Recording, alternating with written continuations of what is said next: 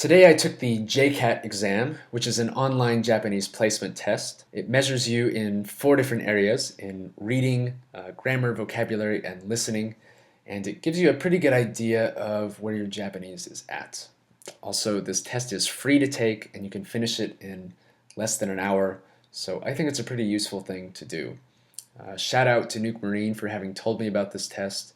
I wanted to take it around this time of the year because I'm coming up on the halfway point for this year challenge. Still got a week or so left before that, but close enough. So I took the test today and I want to share the results of those with you. And we'll talk about what that means for the progress I've made so far and what that might mean for the rest of the year. I think these kind of tests are very useful as a language learner because when you're learning a language, it's so hard to find objective ways to measure your progress in that language. So I think these kind of tests can be very useful. And that's also, by the way, why I like to include the number of words and kanji that I've been studying. Not because it reflects speaking ability necessarily, but because it is one of those few objective measurements that you do have when learning a language. So speaking of objective measurements, let's take a look at this test and see how I did. So here is my report card from today, June 26th, and you can see the various sections of the test here as well as a total score. So we'll come back to this in a second.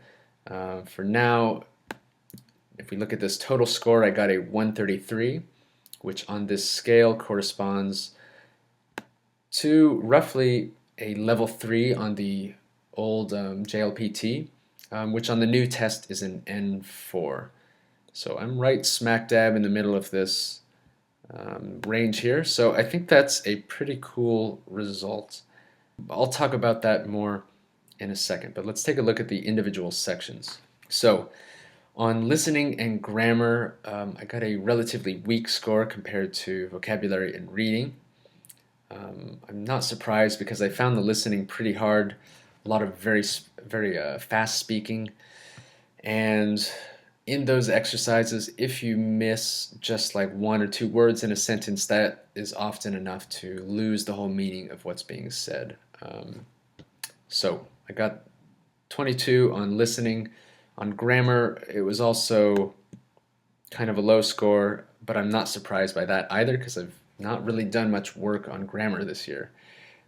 I've only finished the first Genki book, a little bit of the Tai Kim website, and some of the 80/20 Japanese book, but other than that, I haven't done much, so I'm not too worried about this. I'll catch up on grammar later this year. Vocabulary, on the other hand, was much stronger, which also makes sense because I've just been working through that core flashcard deck like crazy, trying to learn as many words as possible. And then my reading was actually my strongest category, which kind of surprised me at first, but if I had to guess, I would attribute that to the fact that I've been learning kanji for everything from the very beginning. So for all the words that I've been learning, I know the kanji, which is kind of unusual. A lot of people just learn the words first and go back later and learn how to write them in kanji, but knowing all those kanji from the beginning, I think gave me an advantage in the reading section. And again, that gave me a 133, which gives me a solid position here in this N4 category, which is pretty cool. So this scale here is based on the old JLPT levels, which had 4 levels. Now they have 5. The reason was this gap between level 3 and level 2 was so humongous that people found it really difficult, so they added an extra level here. That became N3, and then this level 3 became N4, and level 4 became N5. So anyway, in terms of my original goal for Japanese, I originally wanted to hit somewhere around the B2 level on the European language scale. Unfortunately, that's really hard to translate to the Japanese scale. There's a lot of conflicting information out there.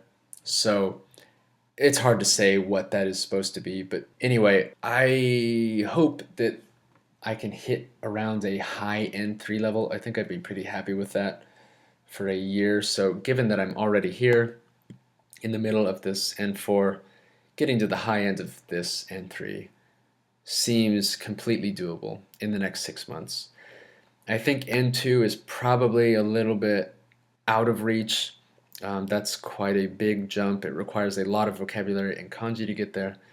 But I think getting right up to this point before that would be a nice place to be at the end of December of this year. If we go to this page, which is Wikipedia's page for the JLPT, there's some interesting numbers here, which we can look at for fun, which seem to indicate that this JCAT test is pretty accurate. So again, on the old JLPT levels, I was somewhere in this range, which is the old level 3.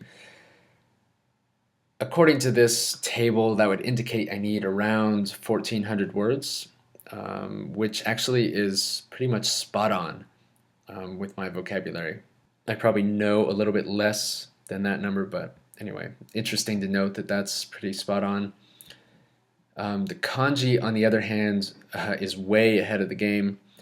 I know more than 700, close to 800 kanji at this point, which puts me almost close to this N2 level. So I wouldn't be surprised if I knew well over this 1,000 kanji characters needed for N2 by the end of the year, although my vocabulary is going to be lagging behind. And that's a result of having learned kanji from the very beginning, which again is a little bit out of the ordinary.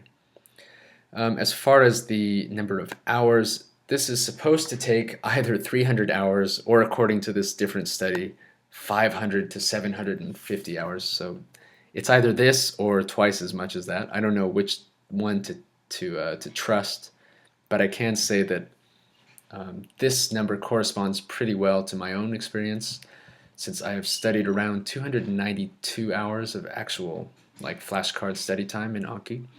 So that seems pretty accurate as well. And yeah, so I am pretty confident that I will be able to continue my current rate of progress for the rest of the year. I'm pretty confident that I can get in 600 hours of study time, and that'll probably correspond to around 800 hours of total time when you factor in making flashcards and doing italki and all that kind of stuff. That seems totally within reach, and so hopefully that will get me into that N3 and hopefully to the high end of that. So anyway, to summarize, I think I'm in a pretty good position. If this test is accurate, which it seems to be, at least for measuring reading and listening and stuff, that would seem to indicate that I'm on a pretty good course for this year and that I'm pretty well on track to hit my goal. So that is good news. I was relieved to see those results. I was a little bit scared about the test before because I did some of the sample questions, which honestly were pretty hard. And also there's a very short time limit for answering those questions, and I was worried that maybe I would know some of those answers but not be able to get them out quick enough. Anyway, after taking the test, I feel pretty good. So I think those are decent results for 6 months of study. And I'm looking forward to the rest of the year and what that might hold. So that's it for this video. Go take the JCAT if you haven't already. Thank you for watching. See you next time.